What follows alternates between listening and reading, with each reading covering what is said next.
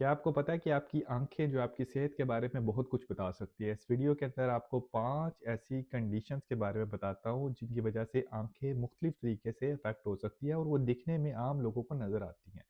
वो 5 कौन-से ऐसे कॉमन आई साइन्स हैं, जो कि किसी न किसी बीमारी की तरफ इशारा कर रहे होते हैं?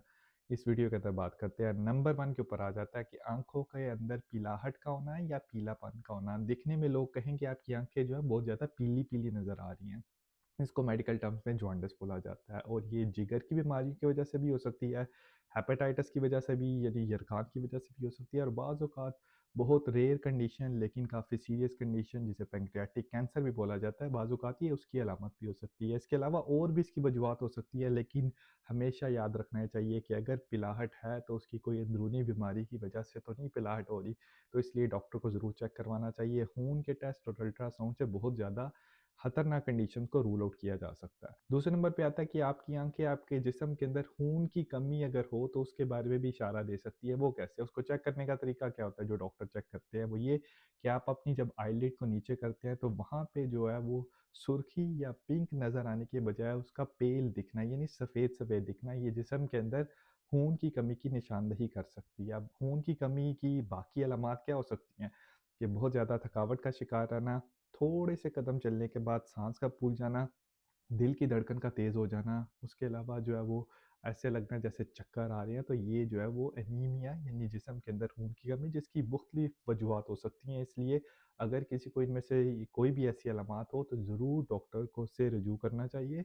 डॉक्टर देखेगा क्या कि आपको कौन-कौन से फर्दर टेस्ट की ज़रूरत है ताकि पता चलाया जा सके जिस्म में खून की कमी क्यों।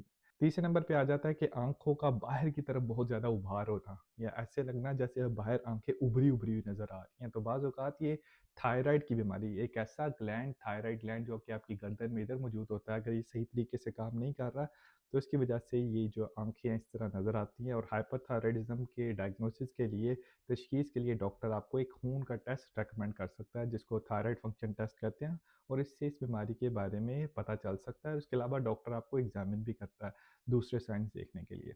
चौथे नंबर के ऊपर आ जाता है ब्लरी विज़न यानी धुंधलापन होना आपकी आँखों के अंदर। अब जो धुंधलापन है उसकी बहुत ज़्यादा वजूहत हो सकती हैं जिसमें सबसे इम्पोर्टेंट जो चीज़ हमें मिस नहीं करनी चाहिए वो ये है कि क्या शुगर यानी डायबिटीज़ यानी ज़ियाबतीस की वजह से तो आपकी वो धुंधलापन नहीं आ रहा यानी ब्लरी विज़न तो नहीं हो रही।